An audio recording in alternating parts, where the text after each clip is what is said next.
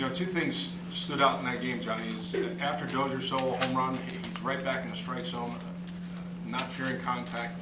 And then in that sixth inning, after the two leadoff men get on base, he got extended in the Robinson at bat, but still continued to throw a good number of strikes. He battled through pitches out of a potential jam, but overall still very impressive. 3 pitches for strikes, easy velocity, another solid performance certainly. Gordon? John, and you can certainly address this given your pitching background. There are certain guys that you don't have to see them a whole heck of a lot of times to determine that they have a chance to be something special. Does this kid have that chance? He does, and I think anybody in the game who's watched Eddie pitch, whether it's been previously with Baltimore or since coming over here, we have the vantage point of getting to know the person in addition to the pitcher.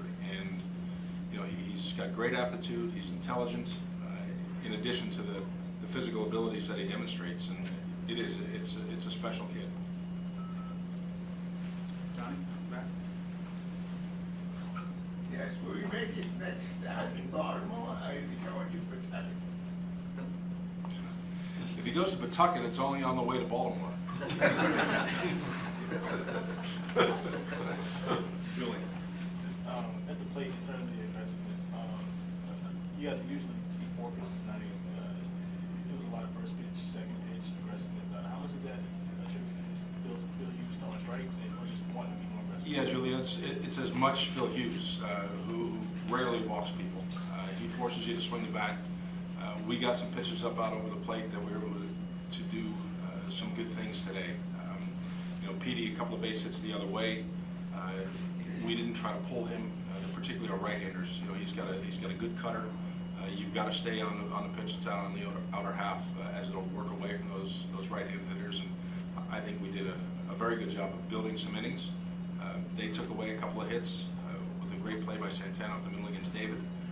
But we had good at-bats, a good number of at-bats today.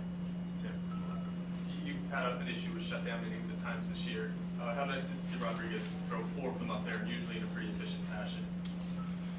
Yeah, I don't know that he makes any added emphasis on going out and executing, regardless of what we've done the previous half inning. He's a pleasure to watch in 2 starts, I can tell you that. It's, you know, a lot of strikes, a lot of quality strikes, and that's the biggest thing. He's in the quality part of the strike zone pretty routinely, and he's blessed with mid-90s velocity with some deception, so he's got a lot to work with. Michael on the right. I'm sure you welcome the arrival of Eduardo at any point in the season, April or September. What does it mean to get him now, given where the team is and has been? Well, we felt that after his debut that there was an injection of energy and optimism, I would say that. He's followed it up with another very good start. You see some things really starting to take hold, and you begin to look at individuals and how they plug in, particularly in the rotation. Eddie gives us a boost in that way.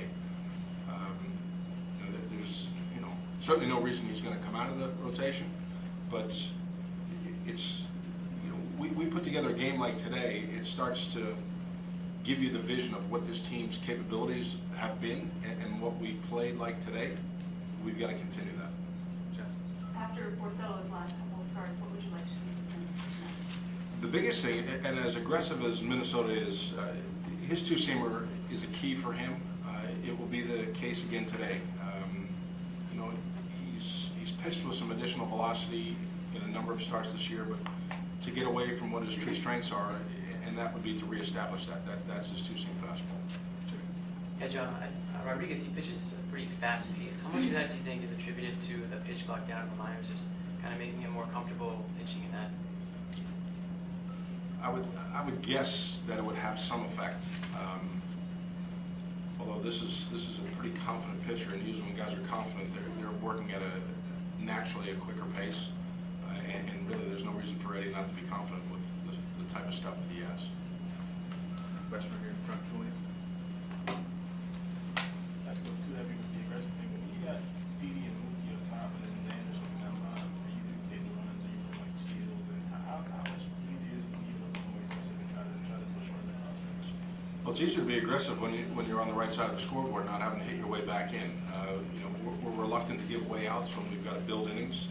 but we can stay aggressive on the base paths when the guy on the mound is keeping your side of the game under control when you're not at the plate. So the more action that we can create in an intelligent way, we'll always look to push the envelope like that. John, David had some pretty good contact up the middle today, and then the double off the wall, obviously. How much of going the other way or working up the middle was that a focus of his while he was kind of working up the kinks? I think if you look back when David is in a good place offensively, he does it pretty routinely. There was, I think, a little bit more of a conscious effort this past road trip, whether it was starting in Minnesota, where he took some balls the other way and it carried over into Texas.